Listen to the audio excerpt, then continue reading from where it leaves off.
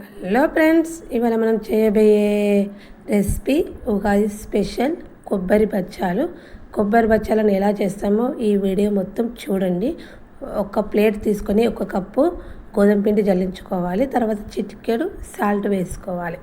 తర్వాత ఒకసారి పొడిపిండిని కలుపుకోవాలి. కలుపుకున్న తర్వాత కొంచెం కొంచెం మనం వాటర్ పోసుకుంటూ దీన్ని పిండి ముద్దలాగా, చపాతీ పిండి ముద్ద ఏ విధంగా కలుపుతామో ఆ విధంగా కలుపుకోవాలి.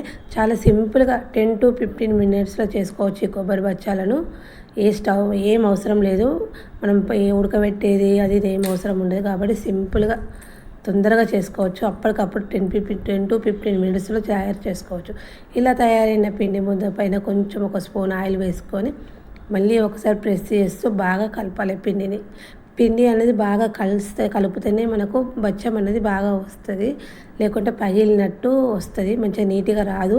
అందుకే పిండి అనేది మెత్తగా కలుపుకోవాలి. చపాతీ పిండి ముద్ద కన్నా మెత్తగా కలపాలి. అట్లా కలిపితేనే మనకు బచ్చం అనేది బాగా వస్తుంది.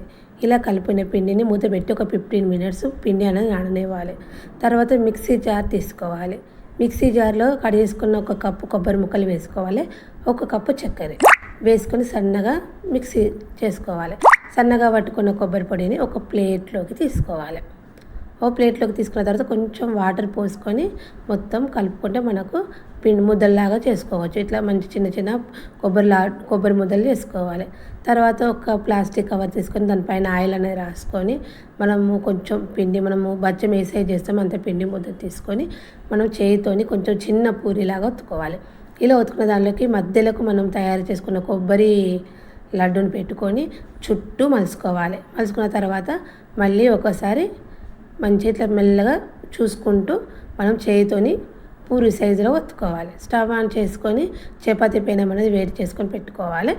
వేసుకున్న తర్వాత దానిపైన ఒక స్పూన్ ఆయిల్ వేసుకొని మనం తయారు చేసుకున్న కొబ్బరి బచ్చాన్ని దానిపైన వేసుకోవాలి. వేసుకొని చుట్టూ ఆయిల్ వేసుకోవాలి. ఒక దిక్కు కాలాక ఇంకొక దిక్కు తిప్పుకోవాలి.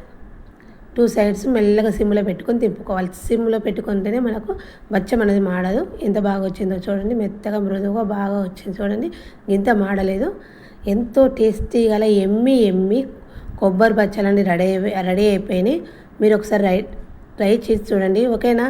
Bye friends. చాలా ఈజీగా చేసుకునే రెసిపీ.